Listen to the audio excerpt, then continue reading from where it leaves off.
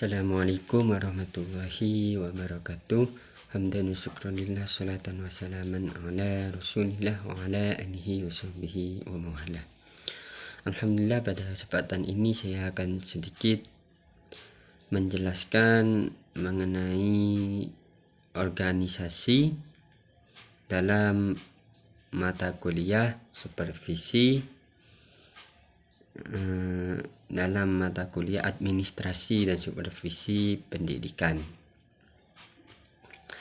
Baik, langsung saja di sini mengenai pengertian organisasi.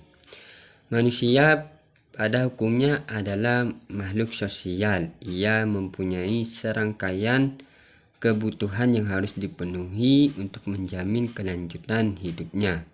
Di antara kebutuhan tersebut adalah kebutuhan sosial atau disebut dengan the social need. Berbeda dengan kebutuhan lain yang dimiliki manusia, bahwa kebutuhan sosial banyak dapat dipenuhi melalui kerjasama dengan manusia lain. Dengan pengertian lain, manusia tidak dapat memuaskan semua kebutuhan hidupnya dalam kesendirian. Hal ini merupakan suatu aspek yang mendorong lainnya berbagai bentuk kerjasama antara sesama manusia. Dan selanjutnya di sini memahami mengenai pengertian organisasi, ada baiknya kita mencoba mengutip beberapa definisi yang dikemukakan para ahli yang telah banyak membahas masalah ini. Salah satu ahli mengatakan bahwa organisasi merupakan pengelompokan orang-orang ke dalam aktivitas kerjasama untuk mencapai tujuan yang telah ditetapkan dalam kurung Fayol dan Drecker. Selanjutnya mengenai sistem dari organisasi, atau bisa disebut organisasi itu sebagai suatu sistem.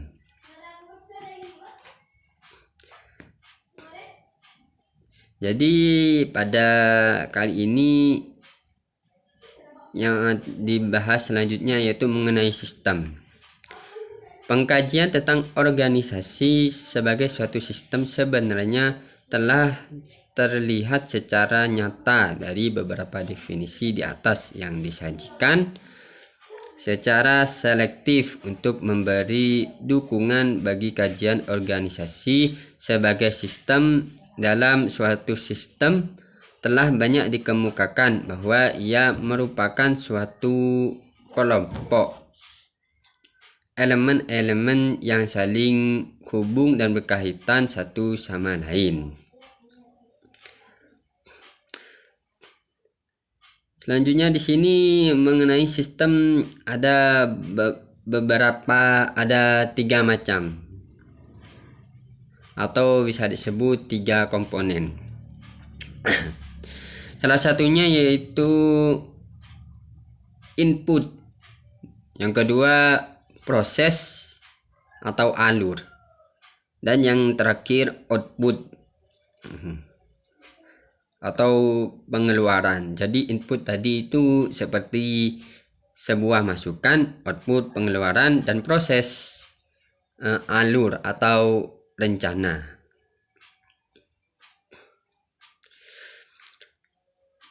Selanjutnya mengenai fondasi-fondasi dari organisasi.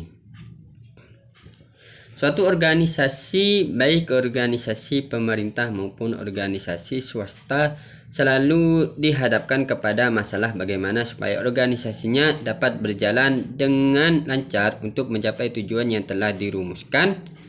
Salah satu sarana yang dipandang cukup penting adalah dibangun suatu struktur organisasi yang efektif serta mempunyai ketahanan yang kuat. Efektivitas dan ketahanan sesuatu organisasi selalu berkaitan dengan kesanggupan para pembina organisasi itu mempergunakan berbagai prinsip atau landasan atau disebut juga dengan fondasi-fondasi organisasi yang tepat.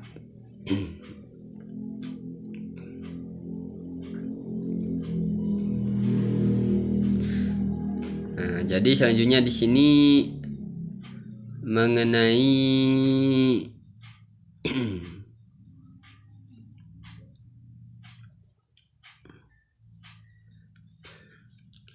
tadi sudah membahas mengenai fondasi-fondasi organisasi.